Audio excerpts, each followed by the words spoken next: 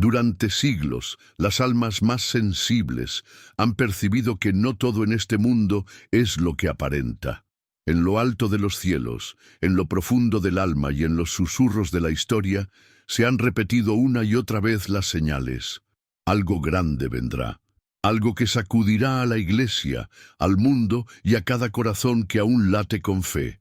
Hoy, muchas de esas señales ya no son meros símbolos, se están manifestando con una claridad innegable. Las profecías marianas, despreciadas por algunos, temidas por otros, se están cumpliendo con una exactitud estremecedora. Desde las apariciones en Fátima hasta las advertencias de la Salet, pasando por las lágrimas de María en Akita y los misterios revelados en Medjugorje, un mismo clamor resuena. La humanidad está al borde de un gran cambio espiritual, y ese cambio ya no es futuro. Está aquí, está comenzando, y uno de sus primeros anuncios visibles es el inminente cambio de Papa, una transición que muchos videntes y almas consagradas han descrito como el punto de quiebre entre el antiguo orden y el inicio de la gran purificación. ¿Casualidad? No. Las palabras del cielo nunca fueron vagas. Se habló de un tiempo en que los corazones serían divididos, en que muchos dentro de la misma iglesia se perderían en confusión, y en que el sucesor de Pedro sería probado como nunca antes. En visiones privadas y revelaciones aprobadas se menciona una figura vestida de blanco, que camina entre cadáveres espirituales, perseguido, traicionado, y en algunos relatos incluso martirizado. Estamos viendo ya los primeros pasos de ese camino profetizado. El ambiente espiritual es tenso. En Roma se respira un aire de expectativa. El mundo entero observa, pero pocos comprenden lo que verdaderamente está en juego. No se trata solo de un cambio administrativo, ni de un relevo natural por razones de edad o salud. No, esto va más allá. Es la señal del inicio de una nueva etapa de confrontación espiritual, de purificación global, donde lo oculto será revelado y cada alma será confrontada con la verdad, una verdad que ya no podrá ser ignorada. Las profecías hablan de un tiempo en que muchos caerán, incluso dentro del clero. Se habla de apostasía, de divisiones, de lobos vestidos de cordero infiltrados en los altares. Y, simultáneamente, se habla de un resto fiel, de pequeños cenáculos de oración, de la protección del Inmaculado Corazón y del surgimiento de nuevos mártires que no negarán su fe, incluso ante el fuego. Todo comienza con una señal clara, el cambio de Papa como umbral hacia la prueba. Y si abrimos los ojos del alma, podremos notar que esta transición no ocurre en el vacío.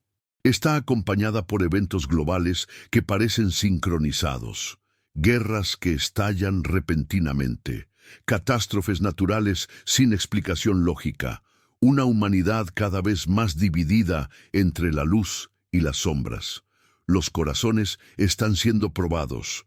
Ya no es tiempo de tibieza, el cielo está llamando a una decisión radical. María, la Madre que no abandona, ha dicho muchas veces: conviértanse ahora, ya no queda tiempo, o se consagran a mi corazón o serán arrastrados por la oscuridad. Sus palabras no fueron simbólicas, fueron una alerta real, directa, urgente, y hoy, mientras el mundo se prepara para recibir a un nuevo pontífice, se activa la segunda parte del mensaje, la gran purificación. No se trata de una fantasía apocalíptica, sino de un proceso que ya está en marcha. La purificación no será solo externa, será interna, profunda, espiritual. Cada persona será confrontada con sus decisiones, su fe, su fidelidad a la verdad.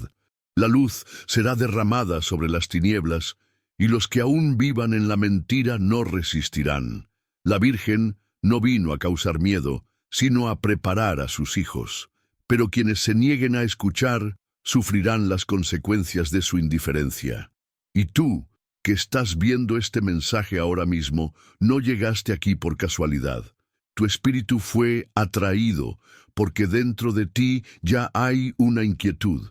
Ya sientes que algo está cambiando, que una nueva etapa está comenzando. No ignores esa voz, no apagues esa llama. El cielo te está hablando. Este es el tiempo de abrir los ojos, de reforzar la fe, de refugiarse en el corazón de la Madre. Si algo dentro de ti se estremeció al escuchar que el Papa está por ser reemplazado y que la gran purificación ha comenzado, es porque tu alma ya lo presentía. Este es el primer llamado. Pronto vendrán más señales, más revelaciones y también más pruebas. ¿Estás dispuesto a permanecer firme? ¿Estás preparado para lo que vendrá? Déjame saber en los comentarios si tú también has sentido que todo esto ya estaba profetizado. ¿Sientes que estamos entrando en el tiempo decisivo que tantas almas videntes anunciaron? ¿Te estás preparando espiritualmente? Tu testimonio puede despertar a otros. La elección de un nuevo papa no es simplemente un evento eclesiástico, es, según numerosos mensajes celestiales, un momento cargado de implicaciones espirituales, proféticas y cósmicas. Mientras el mundo observa con mirada política o institucional, el cielo revela una dimensión mucho más profunda. El próximo pontífice no será solamente un líder visible de la Iglesia, sino una pieza clave en el proceso de purificación que ya ha comenzado. A lo largo de las últimas décadas, diversas revelaciones marianas han ofrecido advertencias sobre el rol que tendría aquel que asuma el trono de Pedro en tiempos de crisis. Hoy, mientras se especula sobre nombres y perfiles dentro del colegio cardenalicio, conviene mirar más allá de lo que es visible a los ojos humanos y preguntarse, ¿qué dice el cielo sobre el próximo papa? Entre los nombres que más resuenan en los pasillos del Vaticano y en medios especializados, se encuentran figuras conocidas por sus posiciones doctrinales, experiencias pastorales y su influencia dentro de las congregaciones vaticanas. Uno de ellos es el cardenal Peter Turkson, originario de Ghana, quien ha tenido un papel destacado en cuestiones sociales y ambientales. Su nombre es particularmente interesante porque coincide con algunas especulaciones proféticas sobre un papa de origen africano, en un tiempo donde el sufrimiento del continente africano sería redimido a través de una figura pastoral de gran autoridad espiritual. Aunque no existe ninguna confirmación celestial directa sobre su persona, algunos místicos han afirmado que un hombre de tez oscura representará una transición espiritual inesperada para la Iglesia. Otro nombre que ha ganado notoriedad es el del cardenal Matteo Zuppi de Italia, conocido por su cercanía con movimientos carismáticos y por su trabajo en el diálogo interreligioso y la mediación por la paz. Zuppi es visto como un puente entre las distintas corrientes de pensamiento dentro de la Iglesia, y algunos ven en él la posibilidad de una figura conciliadora en medio de una creciente polarización eclesial. Sin embargo, también existen advertencias marianas sobre un tiempo en que la paz será usada como excusa para confundir, lo que lleva a algunos a considerar que, si bien la búsqueda de unidad es esencial, no debe hacerse a expensas de la verdad revelada. El cardenal Mark Ouellet, canadiense, representa una postura más tradicional. Su cercanía con la doctrina y su firmeza en cuestiones morales lo convierten en una opción fuerte para sectores conservadores.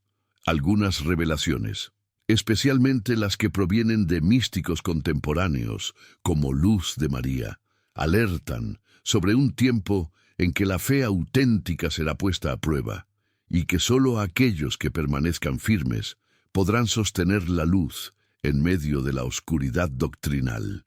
En ese sentido, un papa como Ouellet podría representar una resistencia frente a las fuerzas que buscan diluir el mensaje evangélico.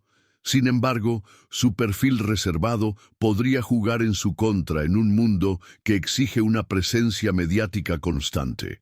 No menos relevante es el cardenal Luis Antonio Tagle, de Filipinas, un rostro joven con una visión misionera que ha logrado conquistar la simpatía de muchas comunidades católicas alrededor del mundo. Su sensibilidad social, su cercanía con los pobres y su visión de una iglesia en salida lo hacen una figura con gran potencial de conexión con las masas. Algunas revelaciones marianas, particularmente las dadas en Akita, Japón, sugieren que el futuro de la Iglesia pasará por una etapa en que Oriente tendrá un papel especial en la preservación de la fe. ¿Podría esto ser una señal de que un pontífice de Asia abrirá una nueva etapa misionera? Además de los nombres conocidos, también hay quienes hablan de una elección sorpresiva, un papa escondido, un cardenal poco mencionado o incluso casi desconocido que emergerá en un momento de gran agitación global.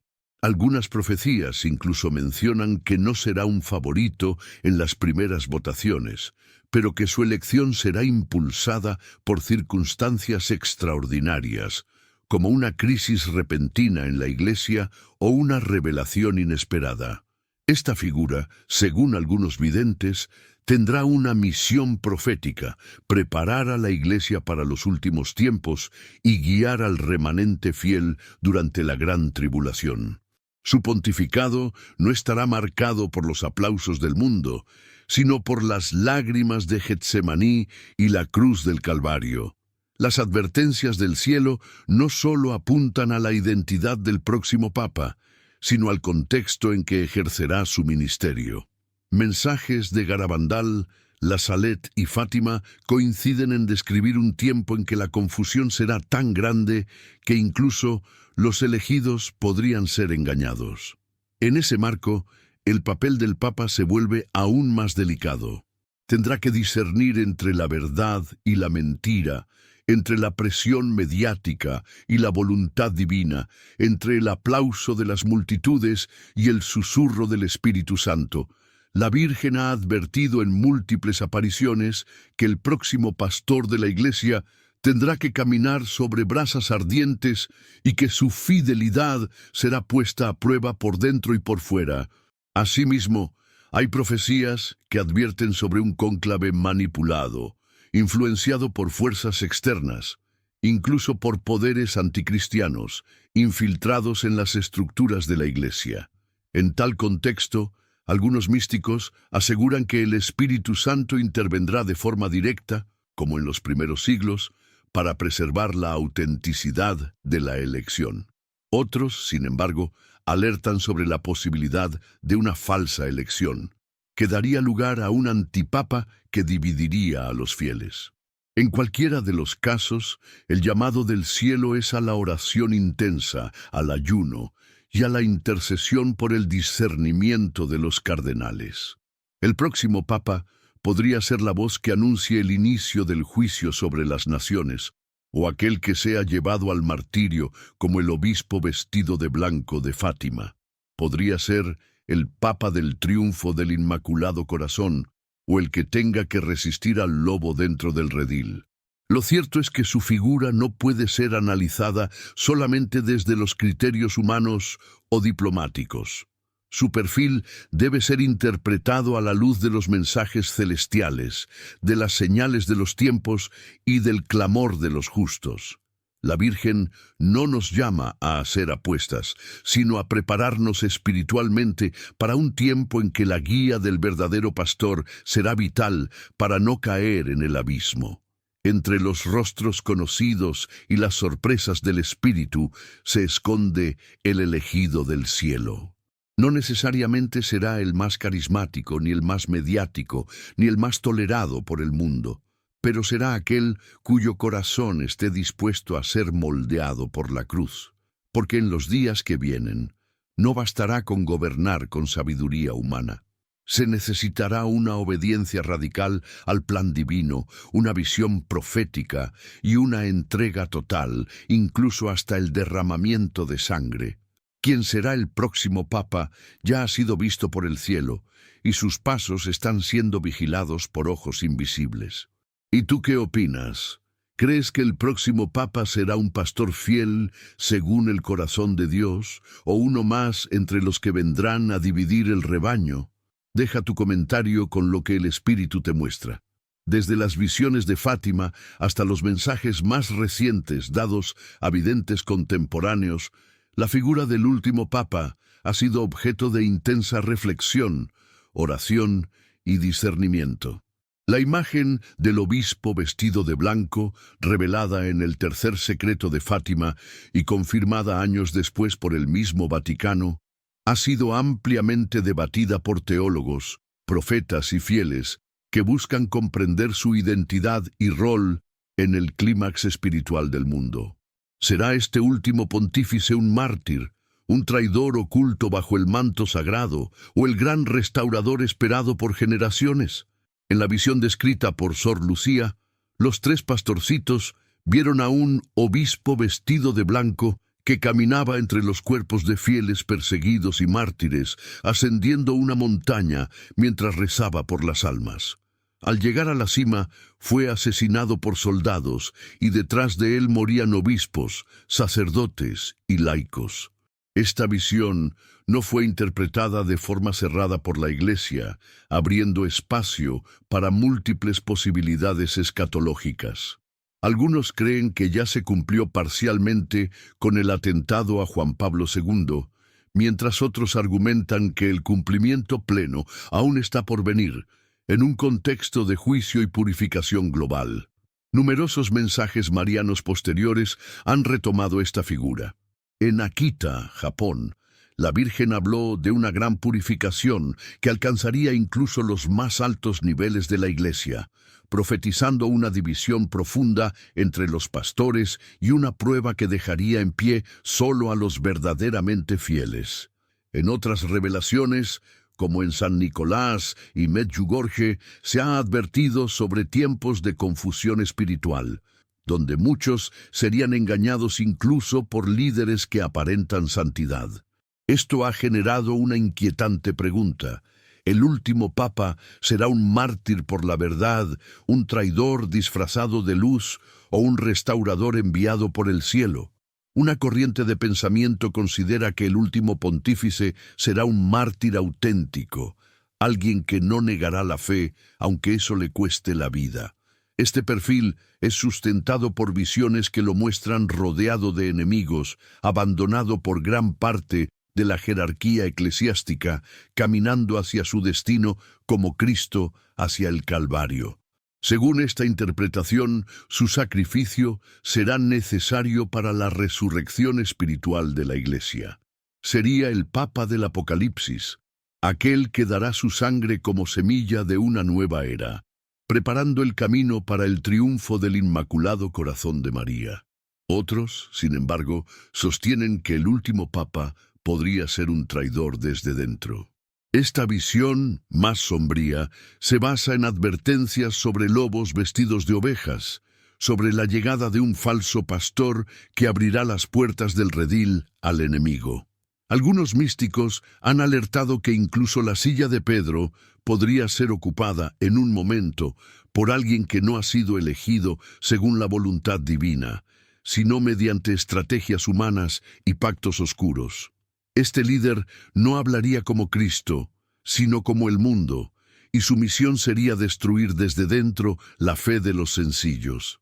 En contraste, también hay quienes anuncian la venida de un Papa restaurador, un varón santo que surgirá en medio del caos.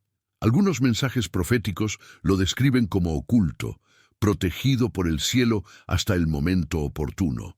Sería él quien reconducirá la Iglesia a su esencia original, purificará los altares, restablecerá la doctrina y unirá a los verdaderos fieles bajo una única voz.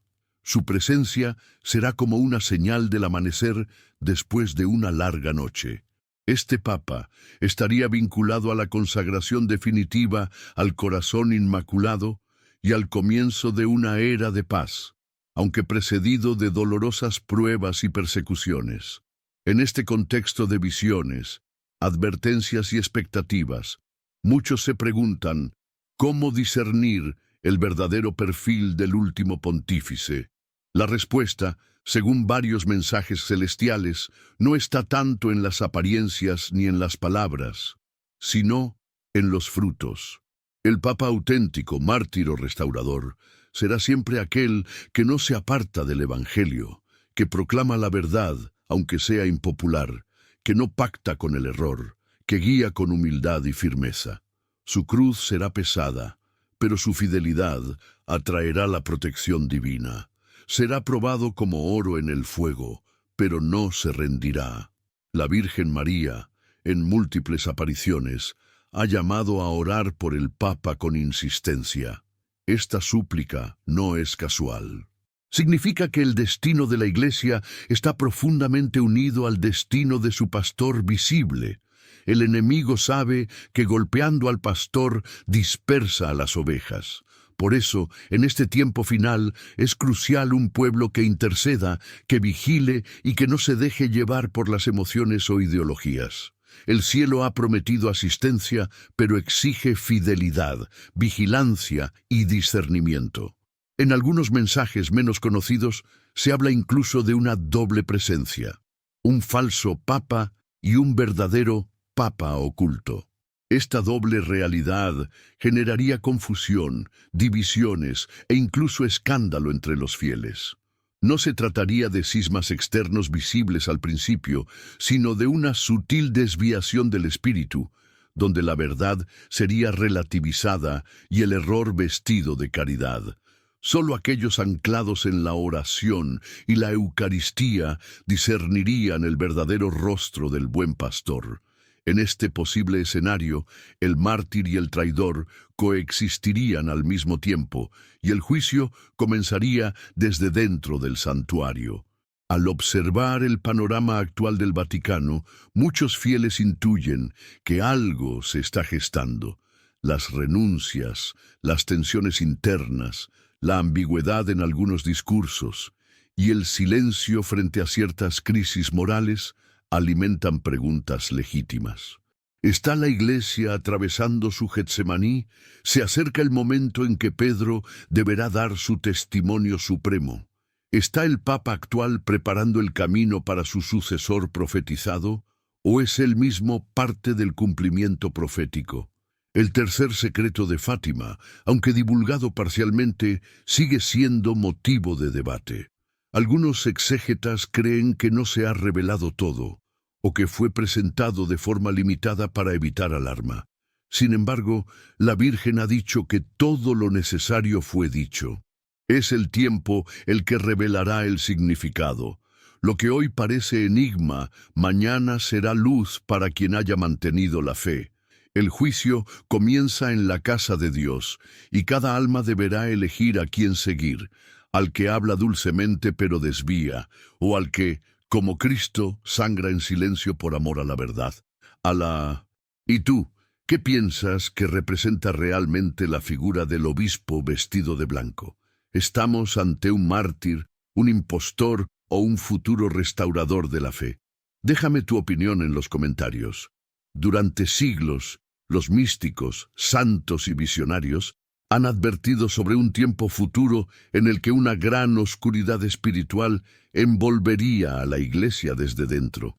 Este fenómeno, conocido como la gran apostasía, no sería una simple decadencia moral o una crisis pasajera de fe, sino una auténtica rebelión espiritual contra la verdad revelada, gestada en el seno mismo de la institución, que debería ser faro de luz y fidelidad al Evangelio. En los últimos años, muchos fieles comienzan a preguntarse con angustia, ¿ya hemos entrado en ese tiempo profetizado? ¿La pérdida de fe ya se ha infiltrado entre aquellos que deberían pastorear al pueblo de Dios? Numerosos santos han hablado de este período. San Pablo ya lo anunciaba en su segunda carta a los tesalonicenses, advirtiendo que antes de la manifestación final del hombre de pecado, habría una apostasía generalizada. San Atanasio, en los tiempos de la herejía arriana, escribió que los verdaderos fieles conservarán la fe en pequeñas comunidades, mientras que muchos clérigos se unirán al error dominante. Esta visión se ha repetido a lo largo de la historia de la Iglesia.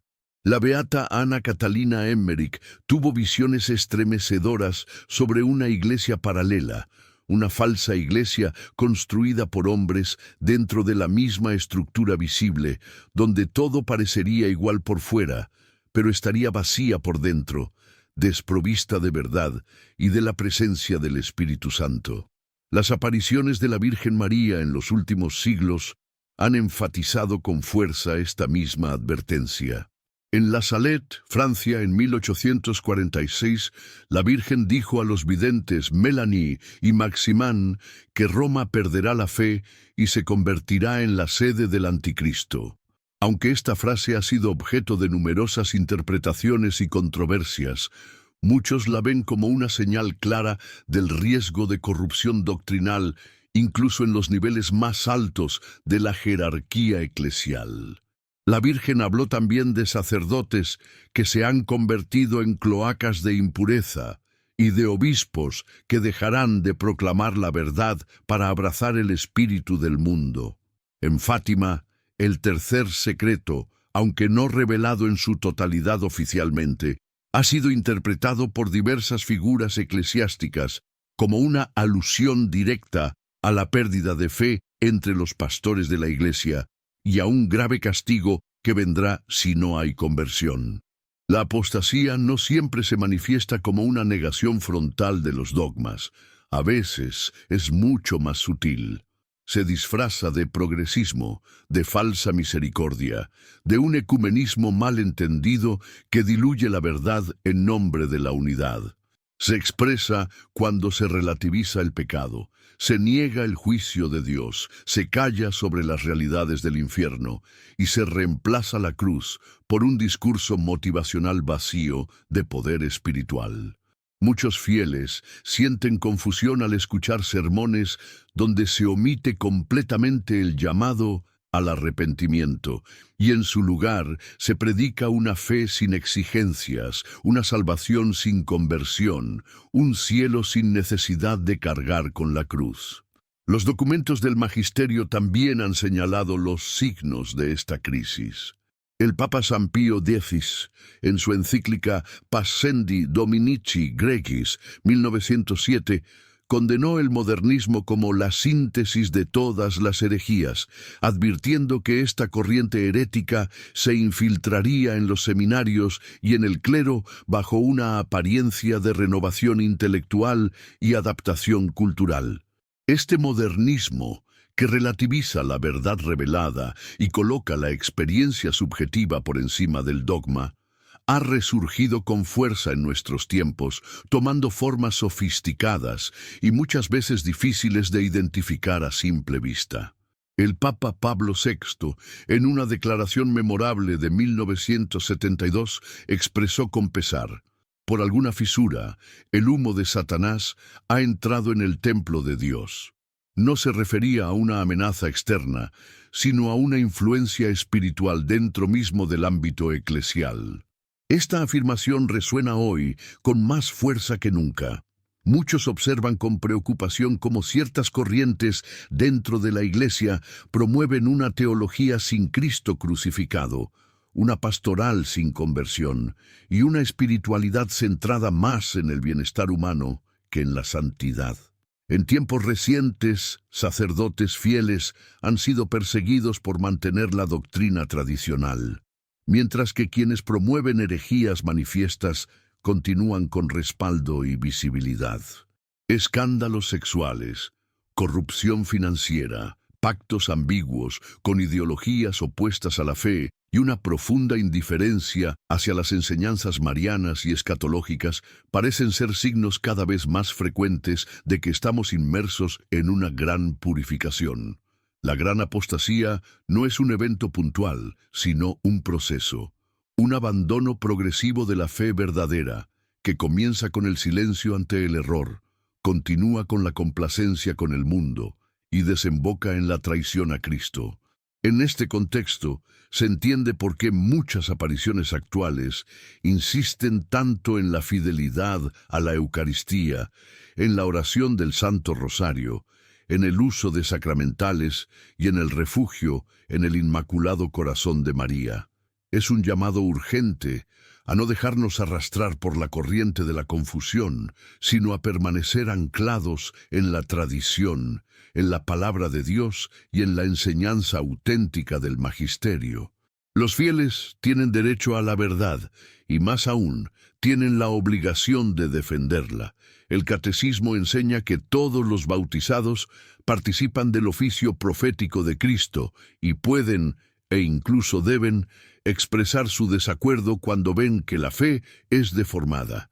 No se trata de rebelión, sino de fidelidad. No se trata de juicio, sino de discernimiento. La Virgen Santísima, en múltiples mensajes, ha alertado que muchos de sus hijos serán perseguidos no por el mundo, sino por miembros tibios de la misma Iglesia, y que esta será una de las pruebas más dolorosas de los tiempos finales.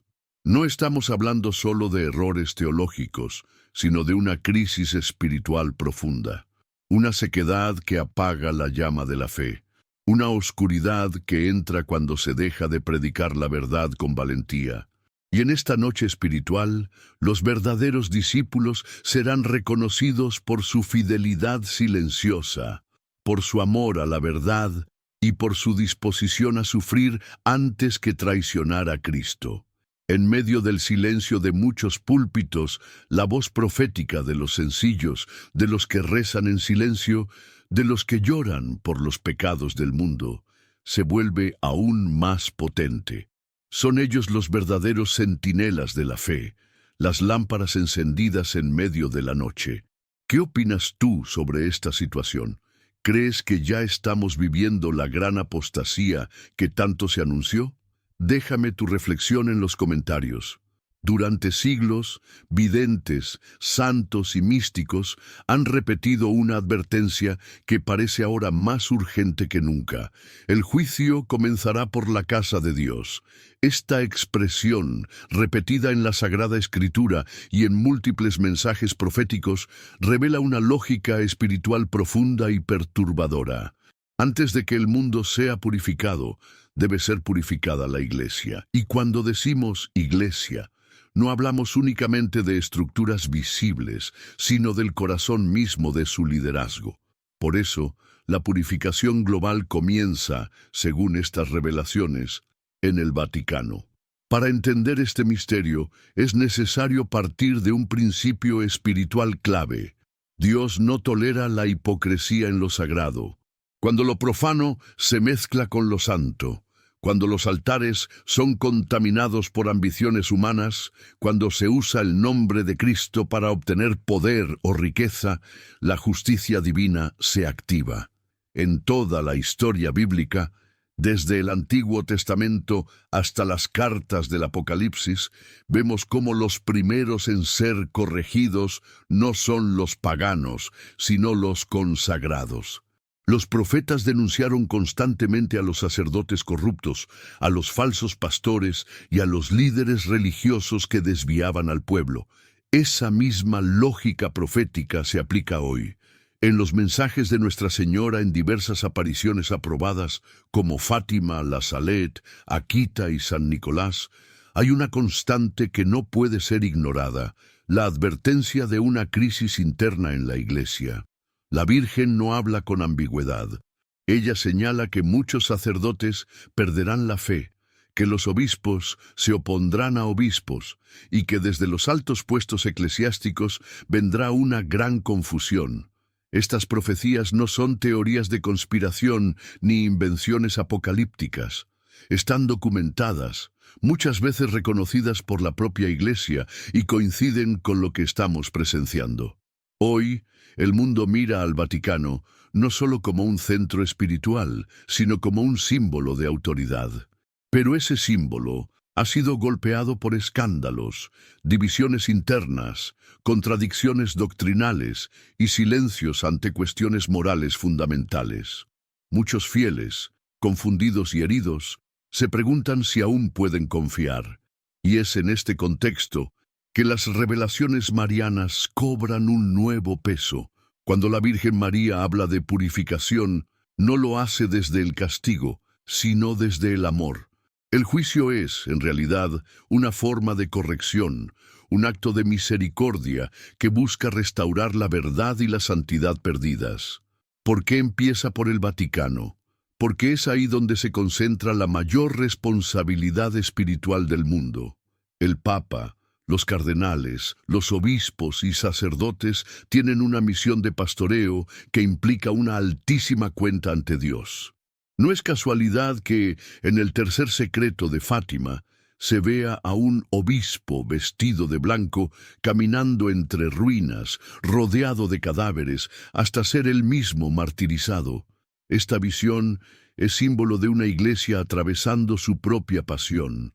Y así como Cristo fue precedido por una purificación del templo, expulsando a los mercaderes y derribando las mesas de los cambistas, así también la iglesia debe ser limpiada desde dentro para que pueda brillar de nuevo con la luz del Evangelio. Los eventos recientes, tanto dentro como fuera del Vaticano, parecen confirmar esta dinámica. Sacerdotes que denuncian a otros, reformas litúrgicas controversiales, decisiones doctrinales opacas, enfrentamientos públicos entre prelados, renuncias repentinas, e incluso señales en la naturaleza que coinciden con momentos clave del calendario eclesial. Todo esto apunta, según muchos intérpretes, a que estamos en la etapa inicial de una gran purificación. No se trata simplemente de cambios administrativos o de reformas políticas. Se trata de una batalla espiritual entre la verdad y el error, entre la luz y las tinieblas. Y esta purificación no se limita a Roma. Desde ahí, sus efectos se extenderán al mundo entero. Como un corazón que bombea sangre contaminada, si el centro está enfermo, todo el cuerpo lo sufre. Por eso, lo que ocurra en el Vaticano tendrá consecuencias globales. La fe de millones depende en parte del testimonio y la claridad que emane desde la cátedra de Pedro. Si esa voz se vuelve ambigua o contradictoria, muchos se alejarán, otros se rebelarán, y otros aún caerán en la desesperanza. La purificación global, entonces, no es un evento externo, como un castigo cósmico caído del cielo. Es un proceso que comienza en el alma de la Iglesia y se irradia hacia las naciones. Nuestra Señora ha dicho que, tras esta purificación, vendrá un tiempo de renovación. Pero antes, será necesario pasar por el fuego. El trigo será separado de la cizaña, no solo entre los pueblos, sino entre los consagrados. Muchos serán sorprendidos, porque aquellos que parecían fieles serán desenmascarados, y aquellos que parecían débiles serán fortalecidos. El juicio de Dios no mira apariencias, sino corazones, y es por eso que el primer impacto será espiritual y afectará a quienes llevan sobre sí la mayor carga de responsabilidad ante el pueblo de Dios. En este contexto, los fieles son llamados a orar intensamente por los sacerdotes, a hacer reparación por los pecados cometidos dentro de la Iglesia y a mantenerse firmes en la doctrina auténtica. La confusión es uno de los principales instrumentos del enemigo. Cuando todo parezca colapsar, será vital aferrarse al rosario, al Evangelio, a los sacramentos y a las promesas del Inmaculado Corazón. No será una época fácil, pero tampoco será una época sin dirección. El cielo ya ha anticipado este tiempo y ha preparado instrumentos, refugios espirituales y mensajes que fortalecen a quienes buscan la verdad. El Vaticano, que fue llamado a ser luz del mundo, se ha visto envuelto en sombras. Pero en la historia sagrada, incluso en medio de las tinieblas más profundas, Dios ha levantado santos, mártires y profetas para restaurar la llama. La purificación, entonces, no debe ser temida como una maldición, sino abrazada como el paso necesario hacia una nueva primavera espiritual. Pero esa primavera, como toda resurrección, necesita primero de una muerte, la muerte del orgullo, de la mentira, del poder humano disfrazado de religión. Cada señal, cada advertencia, Cada escándalo que sale a la luz es, en realidad, un acto de misericordia divina para que no seamos sorprendidos. La Virgen no calla. Ella sigue llamando con voz firme y materna, anunciando que llegó el tiempo de la limpieza. Y esta limpieza empieza donde más duele, en el corazón de la Iglesia, en el altar de Roma, en la ciudad eterna que tantas veces fue signo de unidad, pero que hoy necesita ser restaurada desde su raíz espiritual. ¿Crees que esta purificación ya ha comenzado? Estamos viviendo los primeros dolores de un parto espiritual global.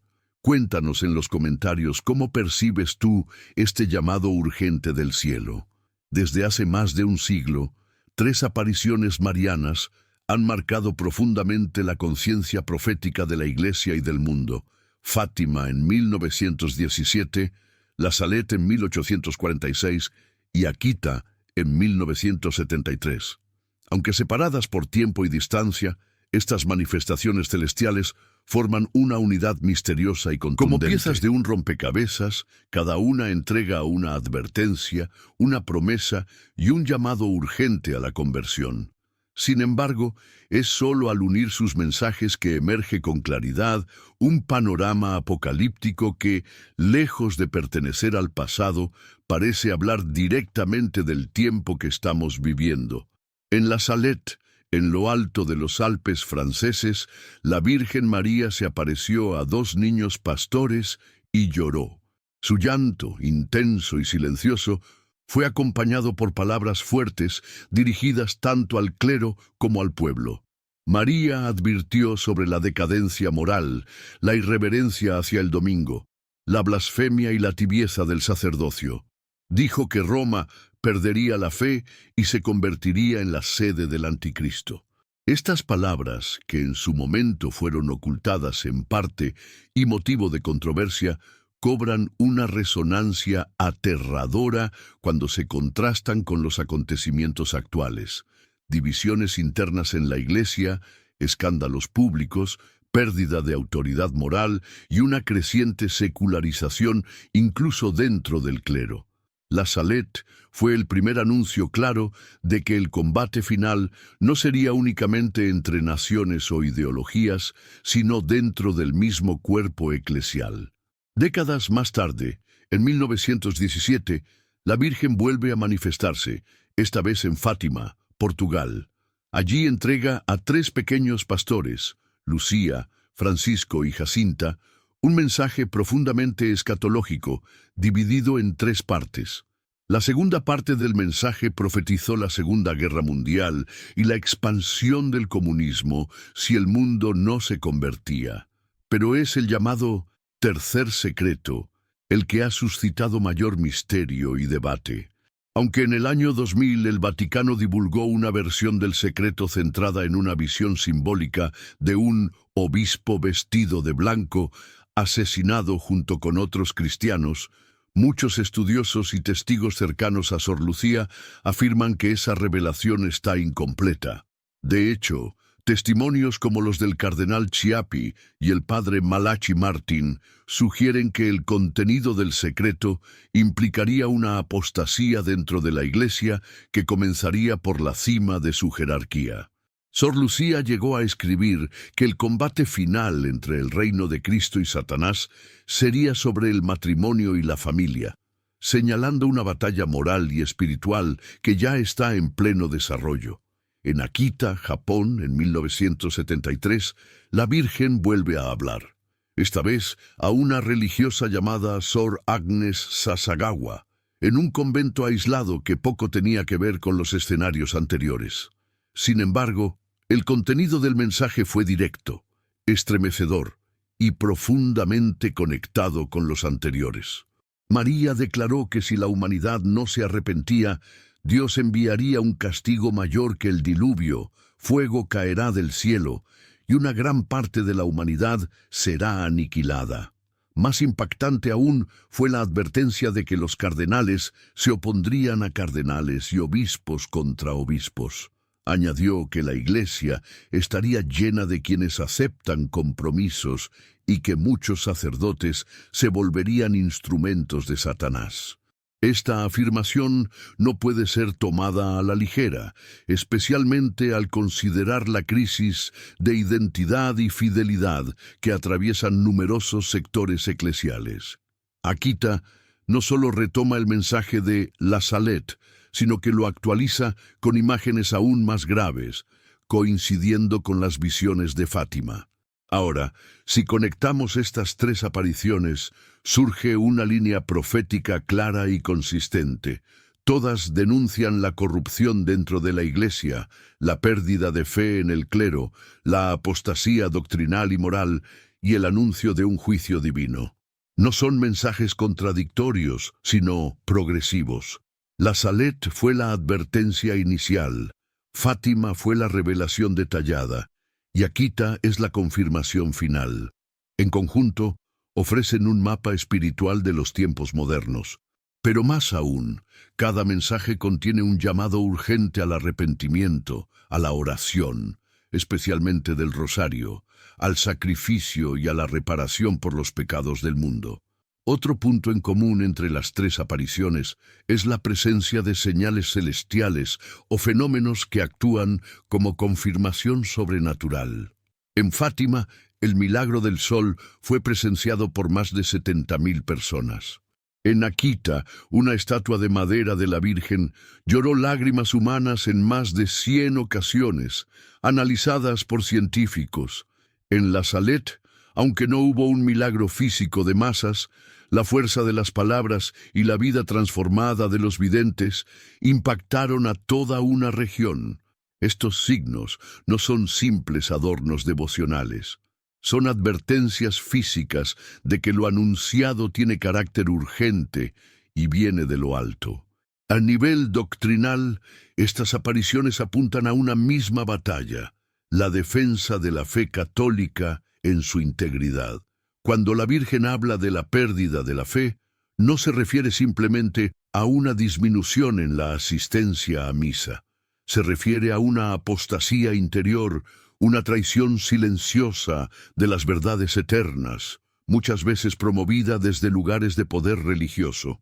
Se refiere a pastores que ya no enseñan la doctrina de Cristo, sino que relativizan el pecado, justifican el error y oscurecen la verdad en nombre de una misericordia mal entendida.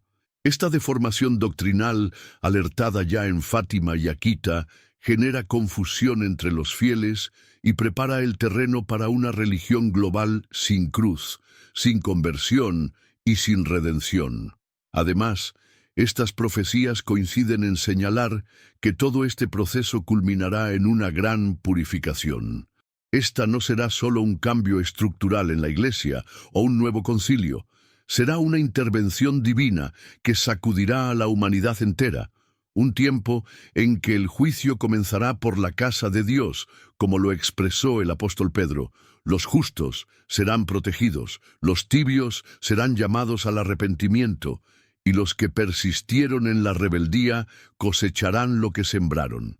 Esta purificación no es un castigo irracional, sino una cirugía espiritual para restaurar la santidad en el cuerpo místico de Cristo. El mensaje conjunto de Fátima, la Salet y Akita no es pesimista, es profundamente esperanzador, porque anuncia que tras el dolor vendrá un renacimiento, que el Inmaculado Corazón de María triunfará, pero para que eso suceda, el mundo, y en especial la Iglesia, debe atravesar un tiempo de criba y prueba.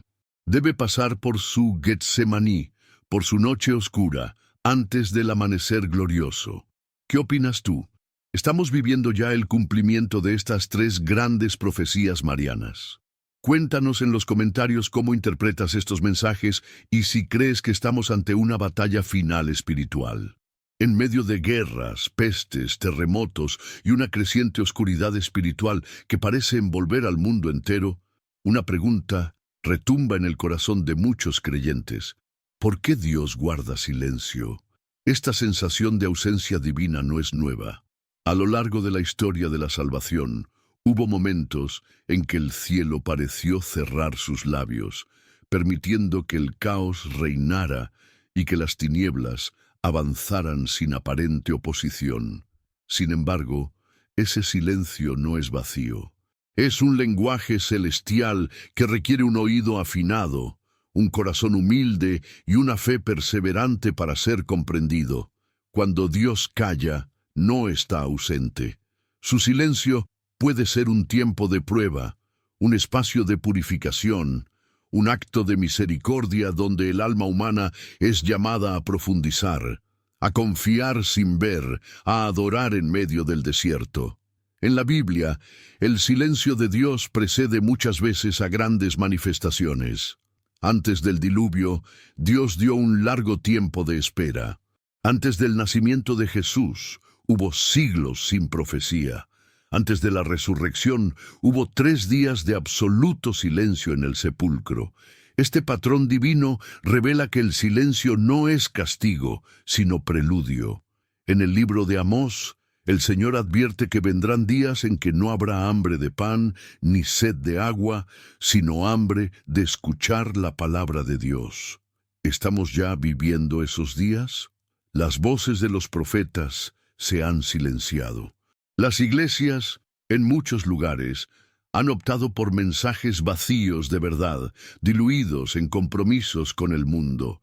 La confusión se ha instalado incluso entre los que deberían ser columnas de la fe, y ante este panorama el cielo parece callar, como esperando una respuesta del corazón humano. La Virgen María, en sus múltiples apariciones, Fátima, La Salette, Akita, ha hablado con claridad sobre este tiempo de silencio.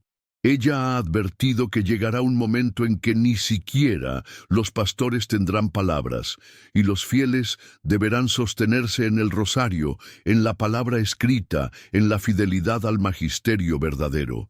Sus mensajes son un llamado urgente a escuchar con el alma, a vivir en estado de gracia, a ser lámparas encendidas cuando todo a nuestro alrededor parezca estar envuelto en oscuridad. Pero, ¿qué hacer cuando el alma clama y no recibe respuesta? ¿Cómo reaccionar ante el aparente silencio del cielo? La respuesta no es abandonar, sino obedecer. No es exigir explicaciones, sino entregarse con docilidad. El justo vive por la fe, no por la vista ni por la emoción. En tiempos de prueba, la obediencia se convierte en la forma más elevada de oración. Los grandes santos no fueron los que más visiones tuvieron, sino los que, sin ver ni sentir, se mantuvieron firmes, repitiendo en su interior: hágase tu voluntad. El silencio de Dios forma, purifica, separa. En el silencio, el alma deja de buscar consuelo y comienza a buscar al Consolador. Deja de esperar señales y empieza a vivir por principios eternos. El justo en tiempos de silencio se convierte en voz profética. Mientras muchos murmuran, Él adora. Mientras otros caen en desesperación, Él canta salmos en medio de la noche. Esta es la vocación del remanente fiel. Ser la voz que clama en el desierto, no para que Dios hable, sino para que el mundo despierte. Jesús mismo vivió el silencio del Padre. En Getsemaní sudó sangre sin recibir respuesta. En la cruz gritó: Dios mío, ¿por qué me has abandonado? Y sin embargo, en ese aparente abandono, el plan más grande de amor se estaba cumpliendo. La redención no vino con trompetas, sino con silencio, oscuridad y una cruz. El cristiano que quiere caminar con Cristo debe pasar también por ese valle, por esa noche oscura del alma, donde todo parece perdido, pero donde la victoria se gesta en lo oculto. Hoy, muchos esperan manifestaciones, milagros, profecías espectaculares. Pero el cielo está mirando a los que, sin ver, obedecen, a los que, en medio de la sequedad espiritual, no se rinden, a los que siguen rezando el rosario, asistiendo a la Eucaristía, confesando sus pecados, ayudando a los pobres, levantando altares domésticos en medio del caos. Esos son los verdaderos profetas de este tiempo, no porque hablen, sino porque escuchan, no porque brillen, sino porque arden en lo escondido. La Escritura dice que el Señor está en su santo templo, calle delante de él toda la tierra. Habacuc 2:20. Este versículo revela que el silencio del cielo no es pasividad, sino majestad. No es olvido, sino juicio. Cuando Dios calla, los justos deben guardar reverencia, no rebelión. Deben doblar rodillas, no levantar el puño. Deben postrarse, no discutir, porque en ese silencio Dios está mirando el corazón de cada uno.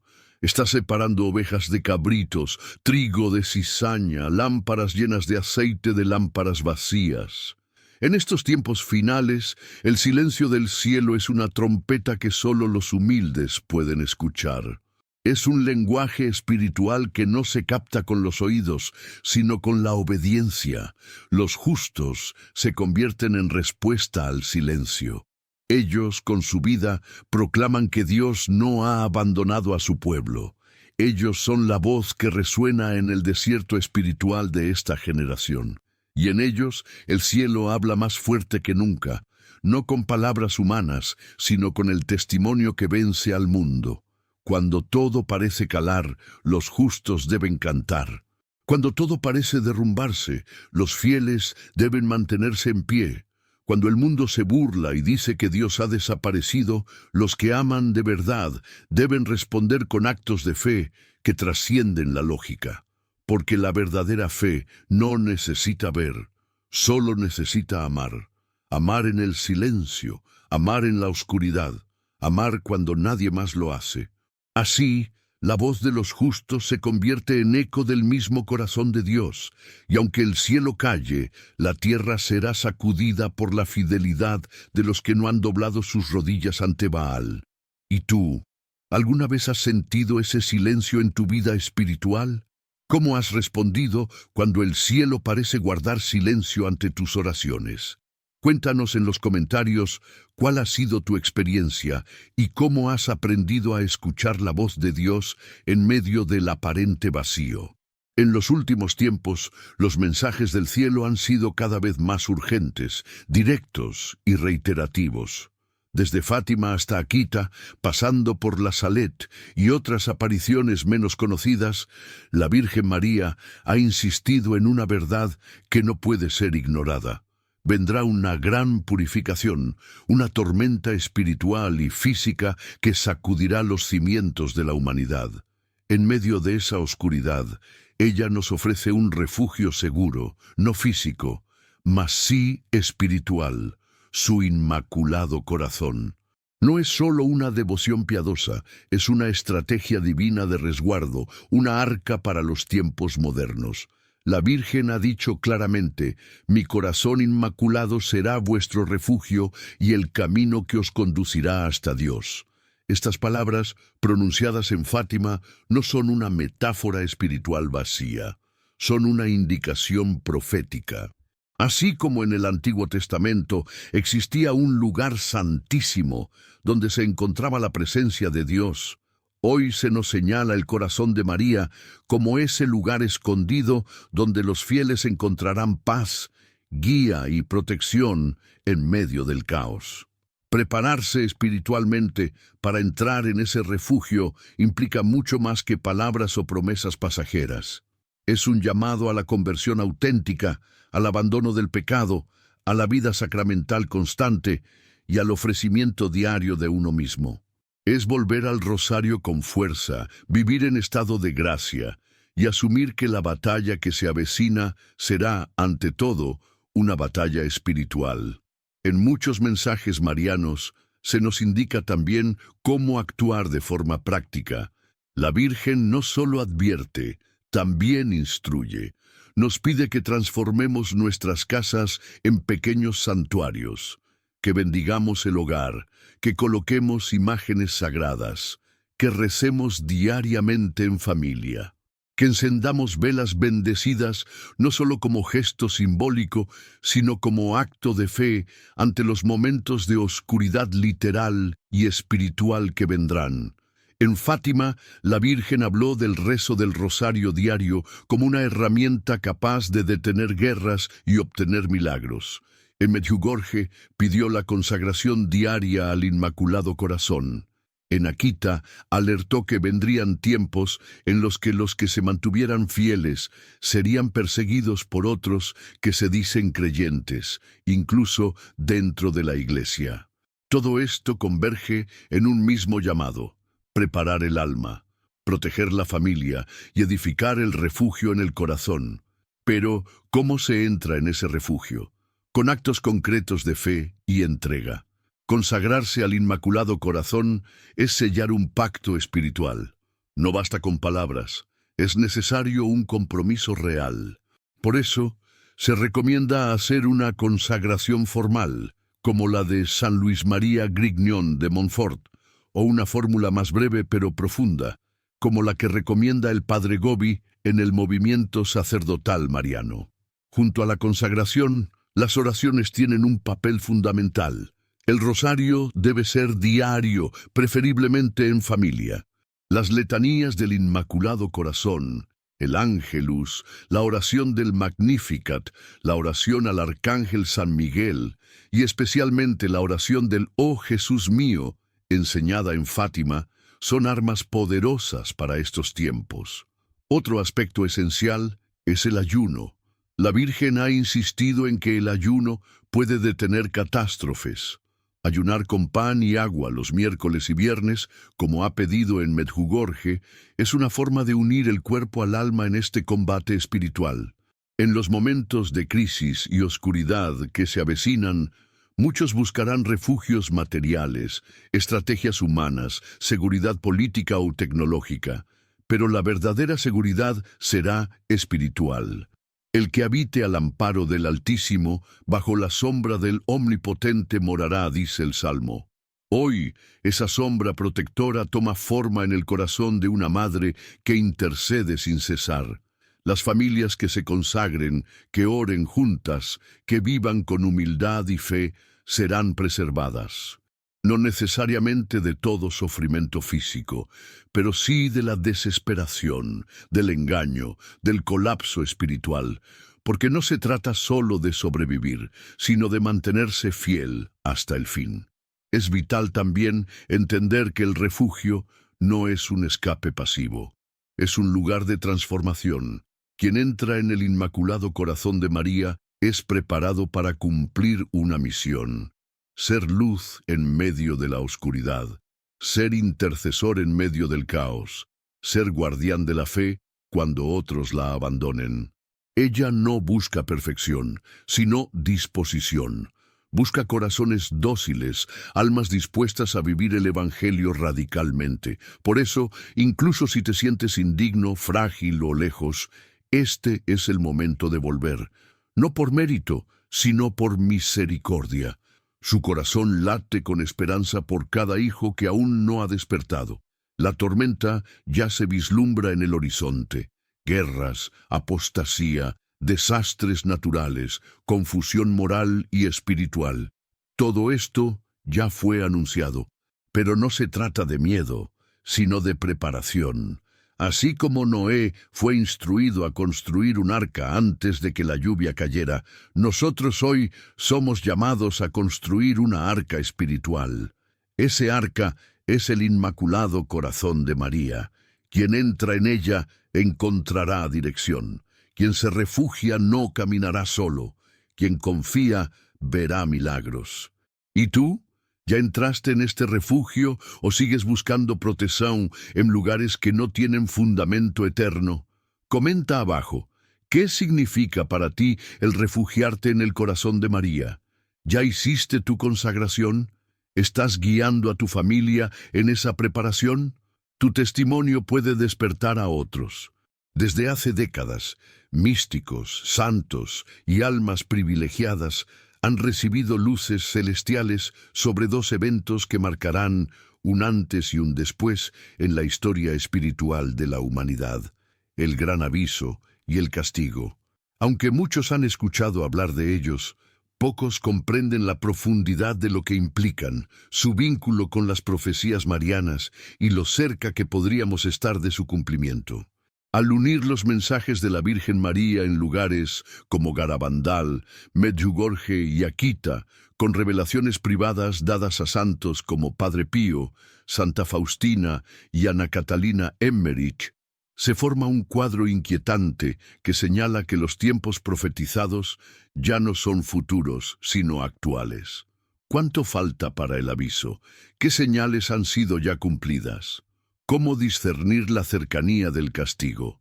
En Garabandal, España, la Virgen María habló de 3 grandes eventos: el aviso, el milagro y el castigo. Según Conchita González, una de las videntes, el aviso será un fenómeno espiritual global que detendrá el mundo por unos minutos. Cada persona verá su alma como Dios la ve, revelándose sus pecados, omisiones y su verdadera relación con lo divino. El objetivo no será condenar, sino ofrecer una oportunidad de conversión masiva antes de que se manifieste la justicia.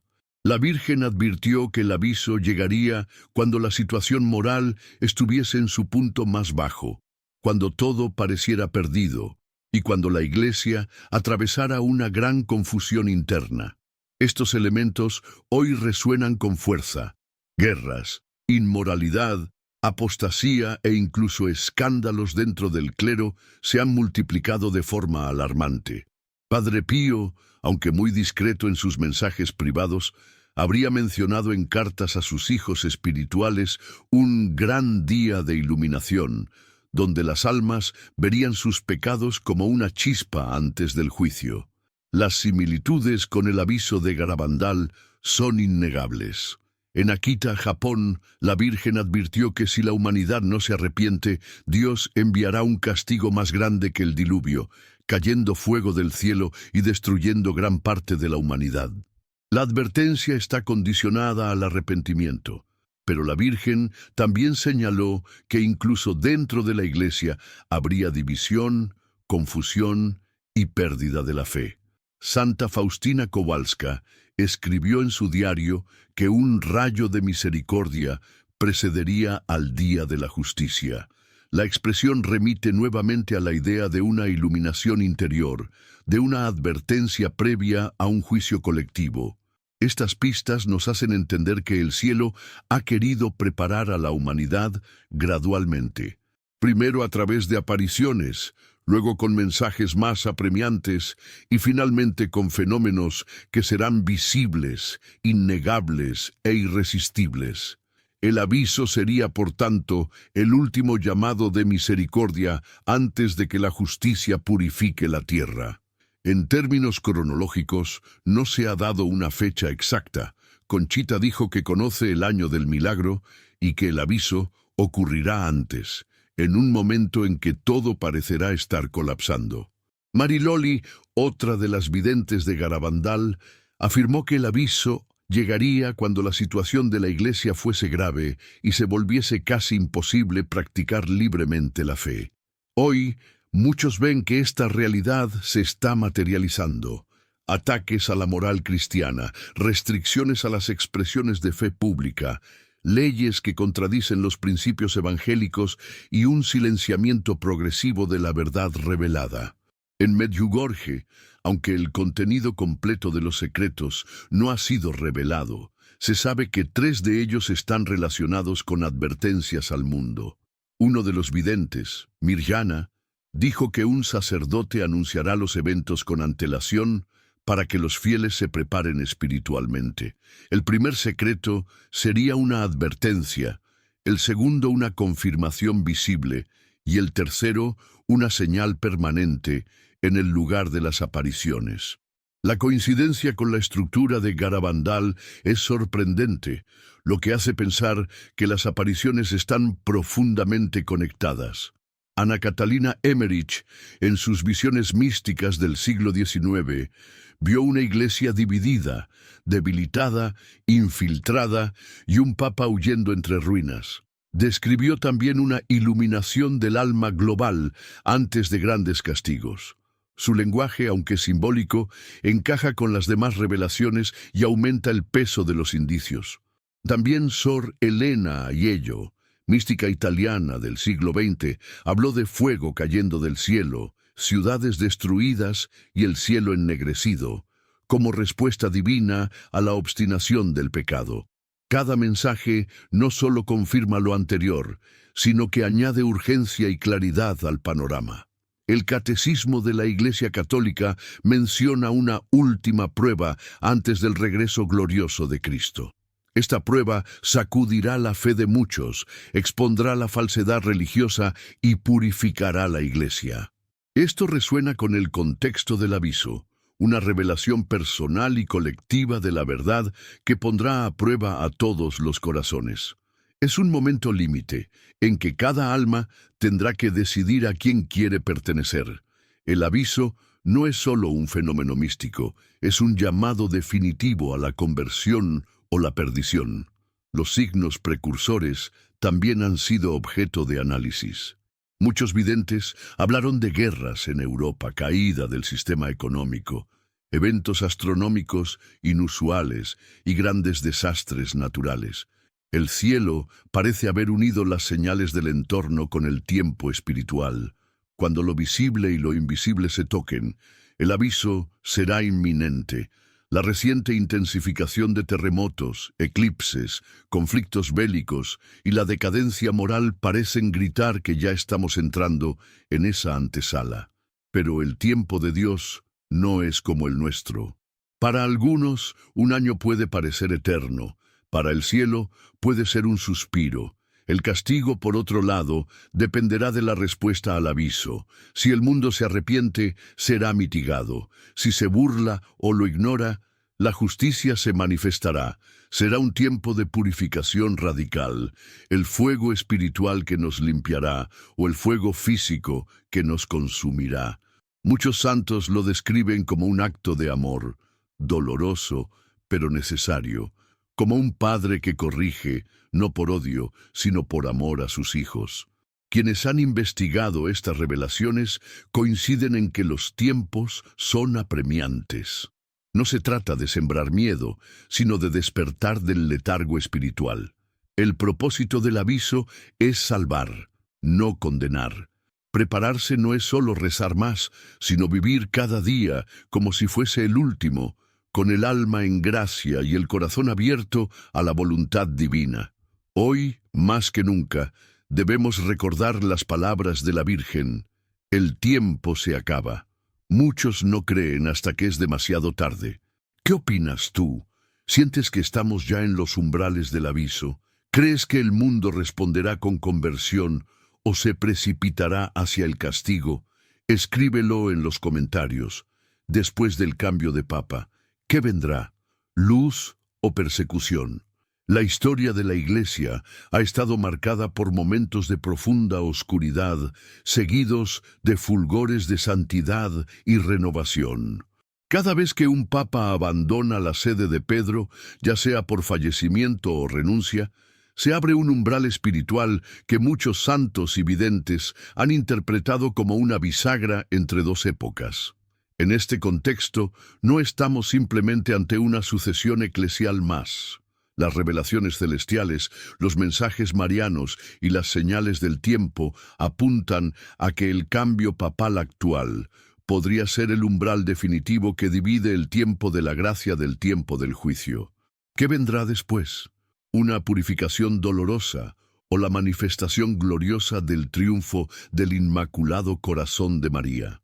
Desde Fátima hasta Akita, la Virgen ha insistido en que el desenlace depende, en gran parte, de la respuesta del pueblo de Dios. En Fátima, la Señora advirtió sobre el castigo que vendría si la humanidad no se convertía. En La Salette, habló de una iglesia oscurecida por la traición y la corrupción interna. En Akita, llegó a decir que obispos se opondrían a obispos y cardenales a cardenales, y que el castigo sería mayor que el diluvio si no se atendía al llamado urgente de conversión. Todas estas profecías tienen un eje común: la purificación que precede al triunfo, la noche antes del amanecer. Los signos en el cielo y en la tierra parecen resonar con esas advertencias. La inestabilidad en Roma, los escándalos internos, la confusión doctrinal y la pérdida de fe dentro de algunos sectores del clero han alcanzado niveles críticos. A esto se suma la creciente presión externa. Gobiernos que promueven leyes anticristianas, persecución disfrazada de tolerancia y un clima global que parece oponerse a toda manifestación genuina de fe. El nuevo Papa, quien quiera que sea, tendrá que enfrentar una tormenta espiritual sin precedentes, y con él, la Iglesia entera. ¿Será este el momento en que se manifieste el llamado Papa Mártir, aquel visto en la visión del obispo vestido de blanco en Fátima, que camina entre cadáveres y termina siendo asesinado en una colina?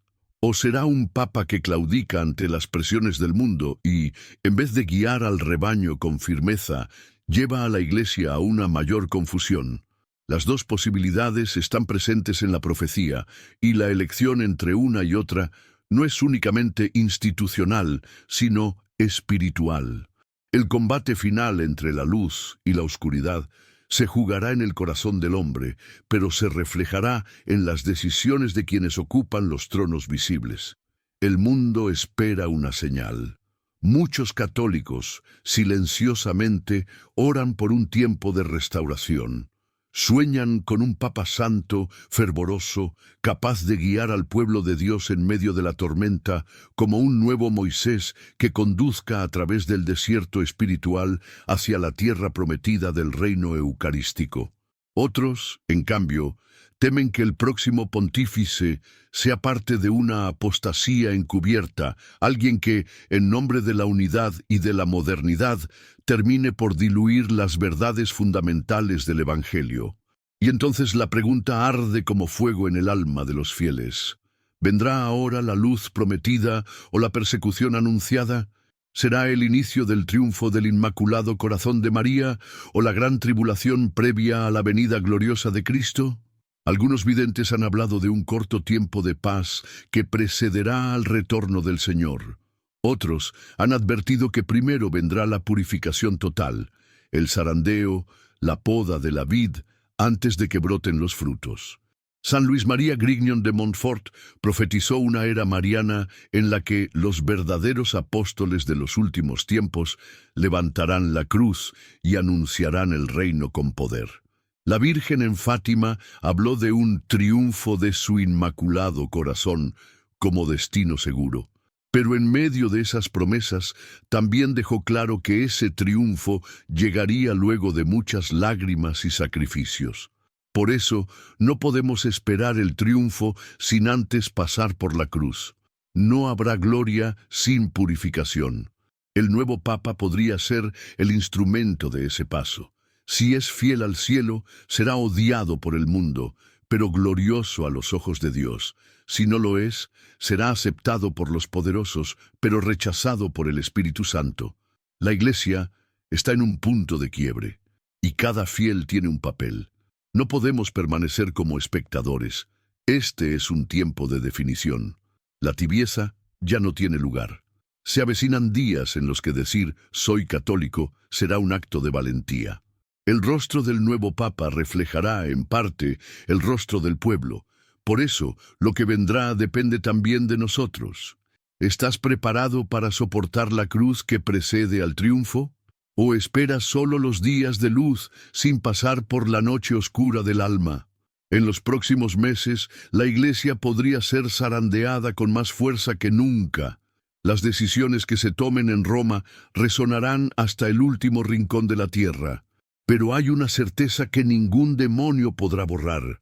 María ha prometido su victoria, y ese triunfo, aunque parezca tardar, vendrá. La pregunta no es si vendrá, sino cómo estaremos nosotros cuando llegue.